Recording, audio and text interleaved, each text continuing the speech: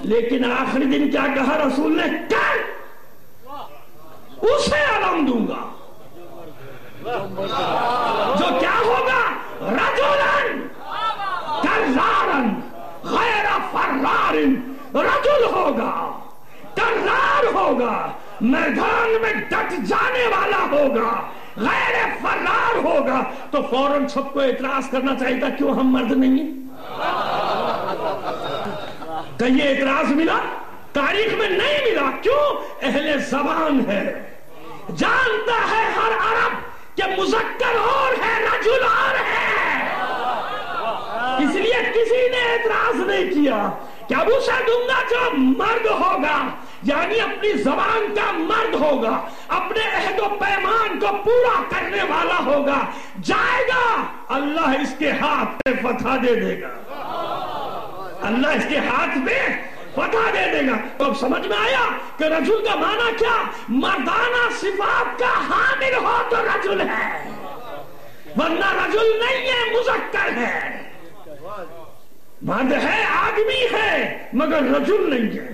اب سمجھ میں آ گئی بات، تو آگے بڑھاؤں آپ کو۔ من المؤمنین رجال، مومنین ہیں، مذکر ہیں، مگر رجال کتنے ہیں؟ کچھ۔ من المؤمنین رجال، مومنین میں کچھ مرد ہیں۔ اب سمجھ میں آ گئی بات خیبر سے۔ صدقوا ما عہد اللہ علیہ، جو عہد و پیمان کرتے ہیں جھوٹا نہیں ہے۔ نعرے لگاتے ہیں تو نعرہ لگا کے بھاگ نہیں جاتے، اگر بھاگ جائے تو مذکر ہے، رجل نہیں۔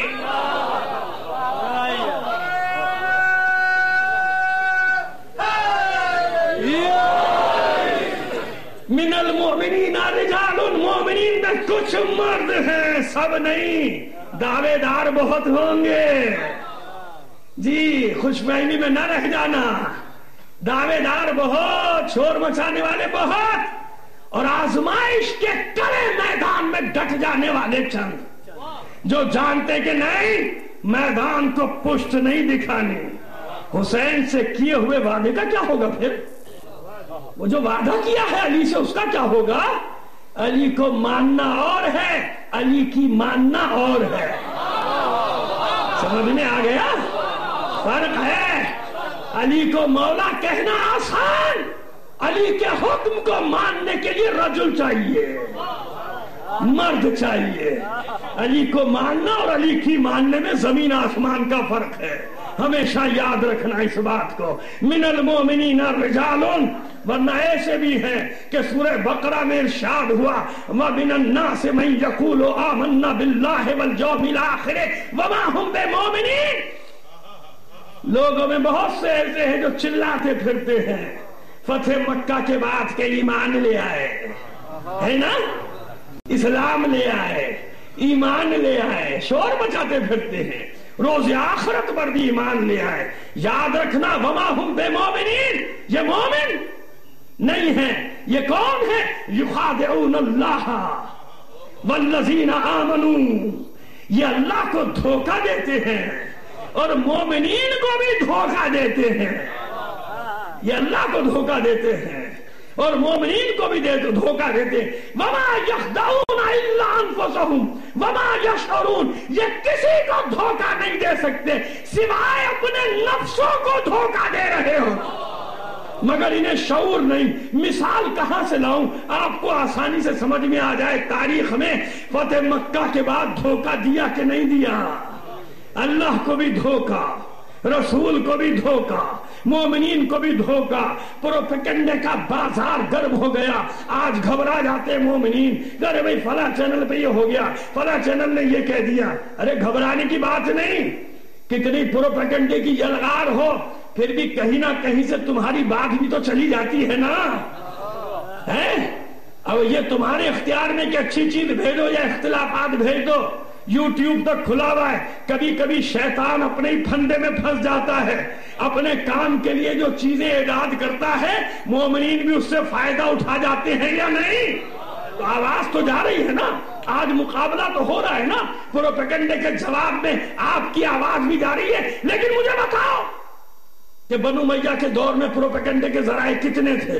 صرف ایک بس، اور وہ بھی حکومت کے ہاتھ میں۔ مسجد کا خطیب، ممبر بھی وہی، اسی کے پاس محراب بھی، نہ ریڈیو، نہ اخبار، نہ چینلز، اور کوئی مسجد کا خطیب نہیں بن سکتا جب تک حکومت سے منظوری نہ ہو جائے، حکومت کے دیے ہوئے اعلامیے اور ہدایت نامے کے مطابق تقریر نہ کرے۔ مجھے بتاؤ پوری بلاد اسلامی میں، پوری سلطنت اسلامی میں ایک مسجد بتا دو کہ جہاں اہل بیت کا کوئی خطیب ہو۔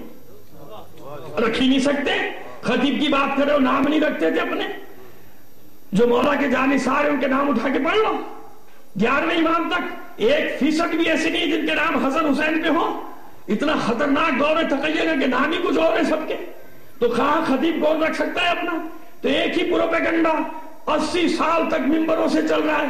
ایک طرف کا یخادعون اللہ والذین آمنوا، اللہ کو دھوکہ دے رہے ہیں، مومنین کو دھوکہ دے رہے ہیں، پروپیگنڈا ایک طرف۔ ایک صلوات بھیج دیجیے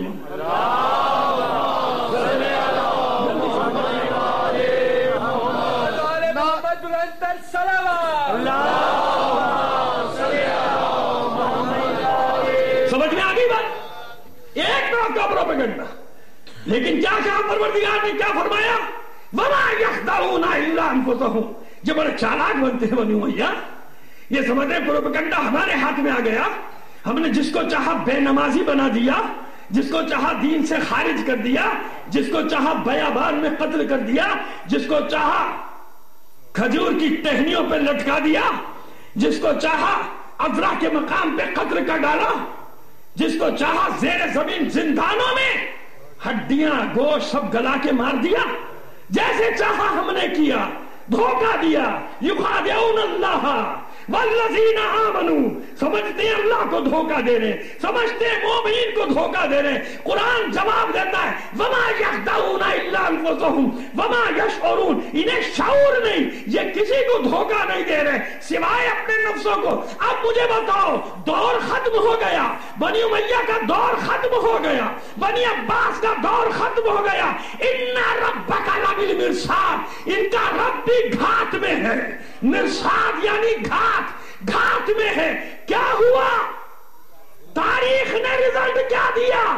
ایک میڈیا چند دنوں کے لیے سامنے آیا، ایک تبلیغ کا مرکز محور سامنے آیا، وہ بھی خاتون، چند دنوں کے لیے بس۔ ارے حق کے لیے تو چند دنوں کی مہلت بھی بہت ہے، حق اپنے اثرات، چند دنوں کی اثرات صدیوں تک چھوڑ جاتا ہے۔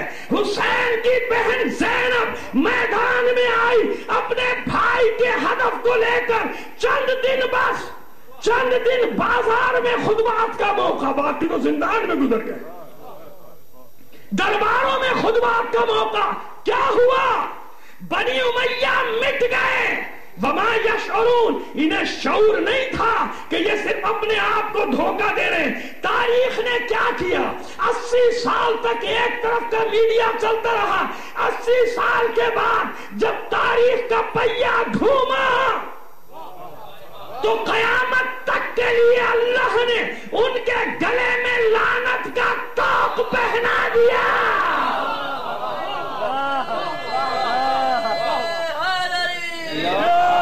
وَمَا يَخْدَعُونَ إِلَّا أَنفُسَهُمْ، سوائے اپنے نفسوں کے کسی کو دھوکہ نہیں دے رہے۔ تو پروپیگنڈے سے گھبرایا نہ کرو کہ یہ کہہ دیا، وہ کہہ دیا، لکھ دیا، یہ آج کی کہانی نہیں، 1400 سال کی ہے۔ حق کے لیے تو فرصت کے چند لمحے ہی بہت ہیں، چند لمحے کا موقع ملنا چاہیے۔ دنیا کی آنکھیں کھول دیا کرتے ہیں حق کے متوالے، پتہ چل جاتا ہے، مانے نہ مانے حق سامنے آ جاتا ہے۔